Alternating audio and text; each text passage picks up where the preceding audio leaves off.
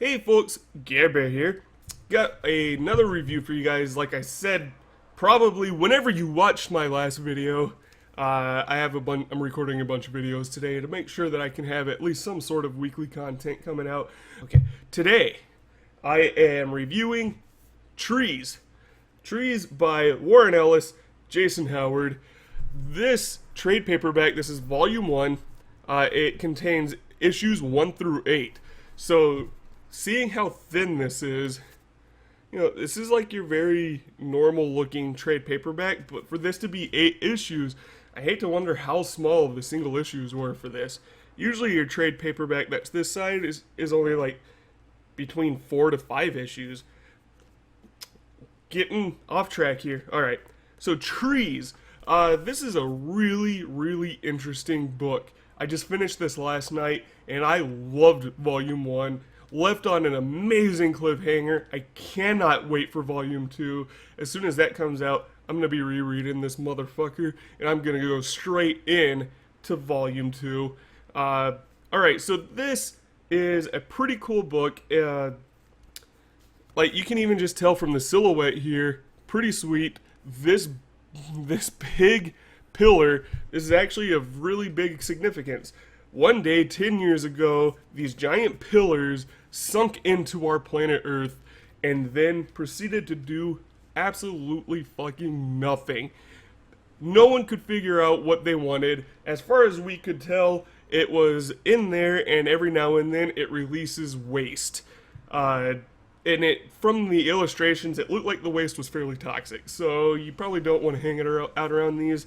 This is a really awesome book. It takes place from the point of view of pretty much a reporter who was interviewing a Somali president, and the president is leading in a time with the tree, which is what they call these pillars now, because they like I said, they stand there, they do nothing. Even though I know trees don't just do nothing. So a Somali president and a reporter. There is an research facility in the Arctic. There is I believe it's a Chinese, because it says it's being observed by Beijing, but that doesn't mean shit. But it's a Chinese city that is walled around one of these trees. And the city is unique because basically the Chinese government took on this mentality of, we are going to allow this city total freedom. This is where the artists live. This is where the creative minds live. And we're going to study how they act around this tree. And then let's see, what else was there? There was a woman who is a part of, or under the care of a gang in Italy that lives around a tree, who is being trained by this mysterious man for reasons unknown. We don't know anything really about him. We kind of know her intentions, but it doesn't finish. It finishes on a cliffhanger, a beautiful cliffhanger. So, I don't know about you guys, but I love these kinds of stories because I want to know what other people think alien technology or alien civilization would be like. This is a pretty unique take on alien invasion, simply for the fact it kind of reminds me of District 9. Excuse me. Reminds me of District 9 because the giant spaceship ends up over, I believe, Johannesburg in South Africa, and then it just sits there. And they let out all of these refugee aliens, but then the ship just sits there, and human interaction is impossible. We've been into like a part of it. That's it. Most of it takes place on the ground. It's the socioeconomic pretty much fallout of what it is with these alien connections, and that's how Trees reminds me.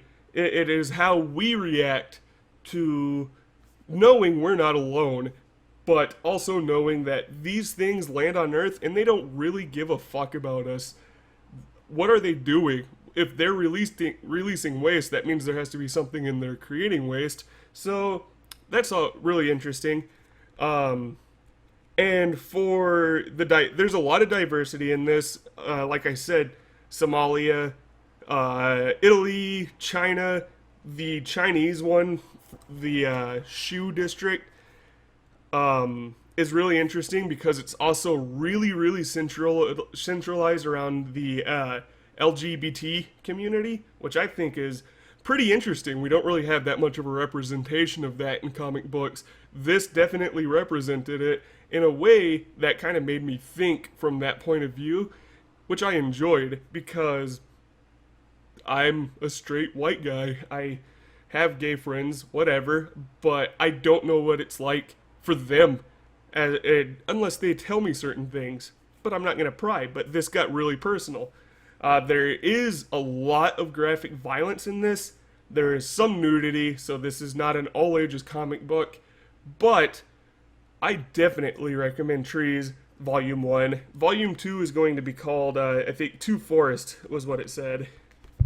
And, yeah, next, Two Forest. Volume 2 will be Two Forest. So, go out there, check this out.